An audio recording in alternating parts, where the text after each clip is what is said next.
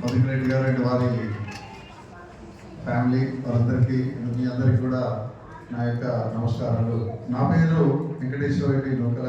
నేను వరంగల్ వాసనే, మహబూబాబాద్ జిల్లా చిన్నంచెల్ల గ్రామం మాది. గత 30 సంవత్సరాలుగా ప్రవాస భారతీయుని. నేను న్యూజిలాండ్ అండ్ ఆస్ట్రేలియాలో 1994లో వెళ్ళడం జరిగింది. నా ప్రొఫెషన్ వైజ్ నేను అక్కడ ఏదైతే జాబ్ స్టార్ట్ చేశానో అమెరికన్ కంపెనీలో పనిచేయడం జరిగింది. ఆ కంపెనీకి నేను ఫస్ట్ స్టార్ట్ చేసినప్పుడు రీసెర్చర్గా స్టార్ట్ చేశాను. రీసెర్చ్లో అన్ని యూనిట్స్ నేను క్రాస్ చేసి నేషనల్ అవార్డ్స్ తీసుకొని ఆస్ట్రేలియా కూడా షిఫ్ట్ అయ్యి ఆస్ట్రేలియాలో కూడా ప్రొఫెషన్ వైజ్గా సెటిల్ అవ్వడం జరిగింది. 1995 నుంచి గత సంవత్సరం నేను రిటైర్ అవ్వడం జరిగింది. అఫీషియల్గా మధురెడ్డి గారికి నాకున్న అనుబంధం ఏంటంటే, మేము యూనివర్సిటీ స్నేహితులము. సర్వీస్ కమిషన్లో మేము సర్వీస్ కమిషన్ ప్రిపరేషన్ కోసం ప్రిపేర్ అయిన స్నేహితుల్లో వారు అప్పుడు ఉస్మాన్ యూనివర్సిటీ హాస్టల్లో ఉండేవారు. వారికి నాకున్న అనుబంధంలో ఒక చిన్న రూమ్లో ఉండేవారు. ఎంత చిన్న రూమ్ అంటే బహుశా ఒకే వ్యక్తికి ఆ రూమ్ ఎలా అంటే ఉండే పరిస్థితి ఉంటుంది.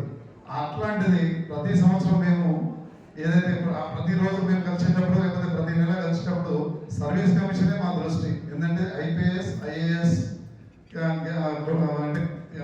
ఎగ్జామ్స్ పాస్ అవ్వాలి. ఆ ఎగ్జామ్స్లో మేము ఉత్తీర్ణులై ముందు వరుసలో ముందుకెళ్ళాలనేది మాది. 1991 నుంచి దాదాపుగా 93-94 జనవరి వరకు కూడా ఈ కార్యక్రమం ఈ పనులు మేము చేస్తూ వచ్చాము.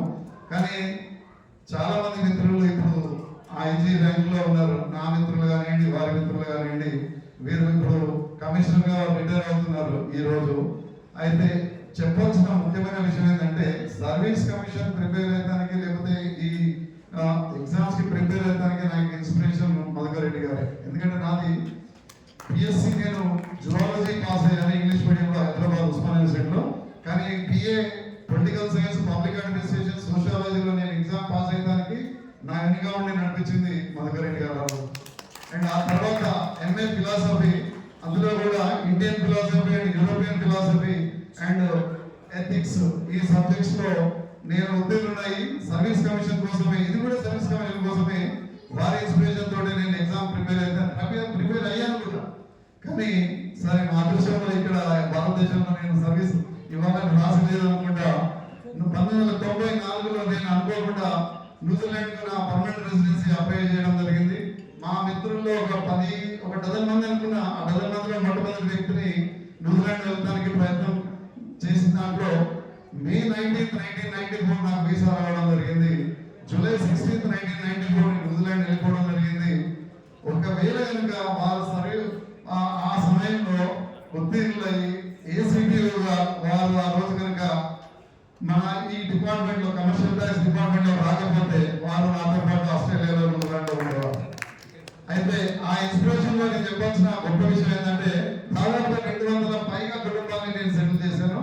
అండ్ మల్టీకల్చరల్ కమ్యూనిటీ లీడర్ గా న్యూజిలాండ్ లో తెలుగు అసోసియేషన్ 1998లో నేనే స్థాపించాను. అండ్ 2001లో నేను నివాసం ఆస్ట్రేలియా మార్చాక కూడా మనం తెలంగాణ అసోసియేషన్స్, ఫెడరేషన్ అసోసియేషన్స్ నేనే స్టార్ట్ చేశాను. అండ్ ఈ కారణం ఏంటంటే, స్నేహబంధంలో ఈ 30 సంవత్సరాల్లో మేము ఎప్పుడు కూడా మాట్లాడకుండా కలవకుండా ఉండలేదు. అది చాలా అదృష్టమైన విషయం.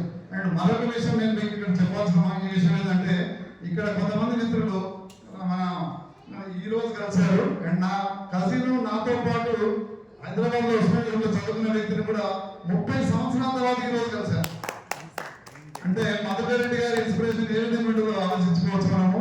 I'm really thankful to Madhu Reddy గారు ఈ రోజు కార్యక్రమానికి నన్ను ఇన్వైట్ చేయడము. అండ్ మీ అందరి సమక్షంలో నేను కూడా భాగస్వామ్యం అవ్వడం అదృష్టంగా భావిస్తున్నాను. అండ్ వారి నెక్స్ట్ లెవెల్ జీవితం సెకండ్ ఇన్నింగ్స్